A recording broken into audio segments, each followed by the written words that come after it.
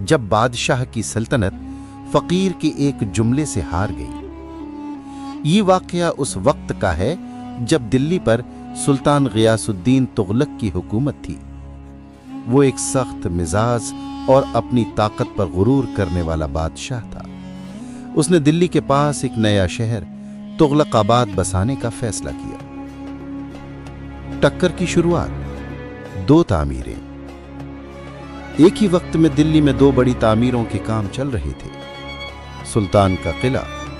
سلطان غیاث الدین تغلق اپنے نئے شہر تغلق آباد کا بڑا قلعہ بنوا رہا تھا۔ حضرت نظام الدین کی باولی۔ حضرت نظام الدین اولیاء اپنی خانقاہ میں عوام کے لیے ایک باولی بنوا رہے تھے تاکہ پانی کی کمی دور ہو سکے۔ سلطان نے حکم جاری کیا کہ دلی کا ہر مزدور صرف اس کے قلعے تغلق آباد پر کام کرے گا اور کہیں نہیں۔ اس وجہ سے حضرت نظام الدین اولیاء کی باولی کا کام رک گیا، لیکن مزدوروں کی عقیدت اتنی زیادہ تھی کہ وہ دن میں مجبوری سے سلطان کے قلعے پر کام کرتے اور رات ہوتے ہی حضرت نظام الدین کی خدمت میں درگاہ آ کر باولی کھودنے لگتے۔ یہ سلسلہ چلنے لگا۔ کرامت، پانی سے جلنے والے چراغ۔ جب سلطان غیاث الدین تغلق کو پتہ چلا کہ مزدور رات میں چھپ کر باولی پر کام کر رہے ہیں تو وہ غصے سے بھر گئے۔ اس نے ان کا کام روکنے کے لیے ایک نیا حکم جاری کیا کہ دلی میں کوئی بھی حضرت نظام الدین اولیاء کی درگاہ کو تیل نہیں بیچے گا۔ اس کا منصوبہ تھا کہ جب تیل نہیں ہوگا تو رات میں چراغ نہیں جلیں گے اور اندھیرے میں کام رک جائے گا۔ جب درگاہ میں تیل آنا بند ہو گیا اور اندھیرا چھا گیا تو مرید پریشان ہو کر حضرت نظام الدین اولیاء کے پاس گئے۔ آپ نے اپنے خاص مرید ناصر الدین سے، جو بعد میں چراغ دہلوی کہلائے، سے فرمایا، پریشان مت ہو، باولی سے تھوڑا پانی لے آؤ اور اسے چراغوں میں ڈال دو۔ سب حیران تھے لیکن انہوں نے حکم مانا۔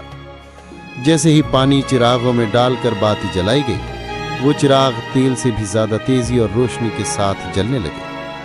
یہ ایک کھلی کرامت تھی۔ ٹکر، بادشاہ کی دھمکی اور فقیر کا جواب۔ یہ خبر جب بادشاہ تک پہنچی تو وہ اور بھی زیادہ چڑ گیا۔ اسی دوران وہ بنگال کی ایک فوجی مہم پر گیا ہوا تھا۔ وہاں سے جیت کر جب وہ واپس لوٹ رہا تھا تو اس کے دل میں غرور اور بھی بڑھ گیا تھا۔ اس نے راستے سے ہی حضرت نظام الدین اولیاء کے لیے ایک دھمکی بھرا فرمان بھیجا، میرے دلی پہنچنے سے پہلے دلی خالی کر دینا۔ یہ ایک سیدھی دھمکی تھی کہ یا تو حضرت نظام الدین شہر چھوڑ دیں یا انجام بھگتنے کے لیے تیار رہیں۔ جب یہ فرمان درگاہ پہنچا تو سب لوگ خوف زدہ ہو گئے۔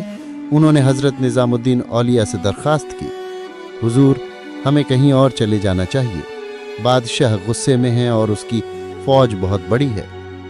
حضرت نظام الدین اولیاء جو اس وقت اطمینان سے ٹہل رہے تھے، اپنے مریدوں کی پریشانی دیکھ کر مسکرائے اور سکون سے وہ تاریخی جملہ کہا جو آج تک زندہ ہے، ہنوز دلی دور است، مطلب دلی ابھی دور ہے۔ انجام، جو کبھی دلی نہیں پہنچا۔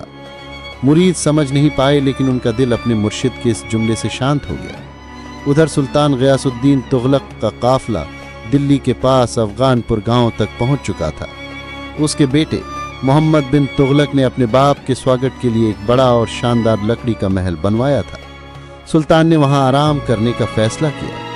شام کے وقت ایک جشن رکھا گیا۔